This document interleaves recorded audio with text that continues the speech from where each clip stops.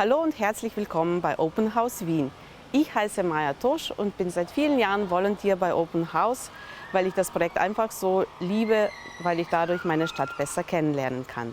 Heute darf ich euch das Projekt Garage Grande im 16. Bezirk zeigen.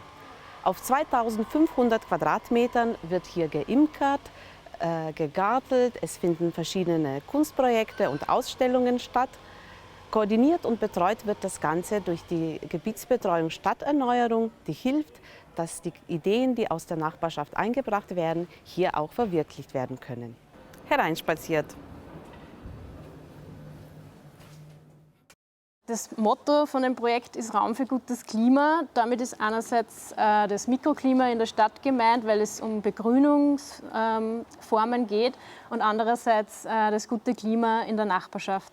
Wir haben jetzt 3 Jahre lang die Möglichkeit, da Leute aus der Nachbarschaft einzuladen, dass sie uns ihre Ideen, also mit ihren Ideen zu uns kommen.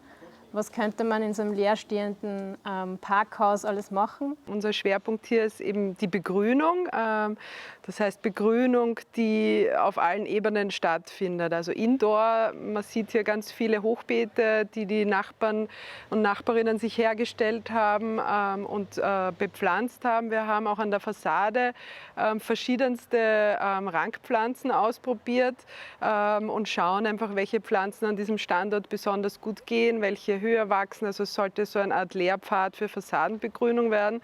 In Zusammenarbeit mit der Universität für Bodenkultur wird der Fortschritt der Fassadenbegrünung dokumentiert, um als Grundlage für weitere Projekte zu dienen. Unter anderem finden wir hier Hopfen, eine schnell wachsende Rankpflanze, die hier sogar doppelt genutzt wird, nämlich auch zum Bierbrauen. Neben dem Garage Grande Bier gibt es auch einen Garage Grande Honig. Daniel Mittendorfer ist der Imker hier im Haus. Da in der Garage 2 Bienenstöcke aktuell stehen seit Juli.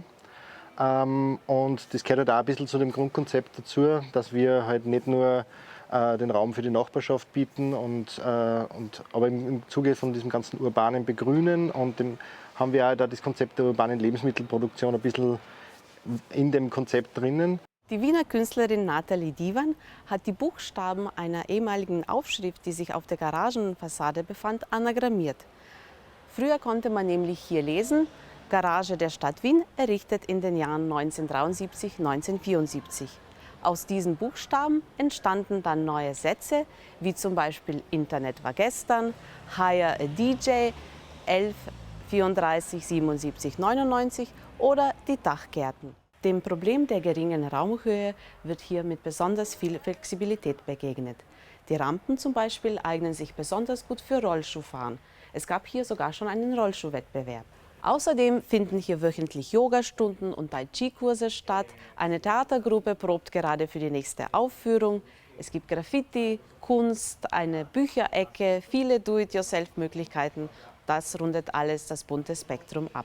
We are the Let's Act camp from the European Commission, and for 3 weeks we are practicing a play that we are going to present here in Garage Grande. The location is for me very interesting because it's like an inspiration source due to the amount of things that are happening at the same time, artistically and also social. So we get this, even though we don't see the people, we feel them in the room and we see it every day changing. So the place change as we are also practicing, and it's really exciting. Innerhalb kürzester Zeit ist hier enorm viel entstanden. An diesem Projekt können wir schön erkennen, wie wichtig Experimentierräume in einer Stadt sind. Garage Grande ist ein Projekt, wo Ideen willkommen sind und auch umgesetzt werden.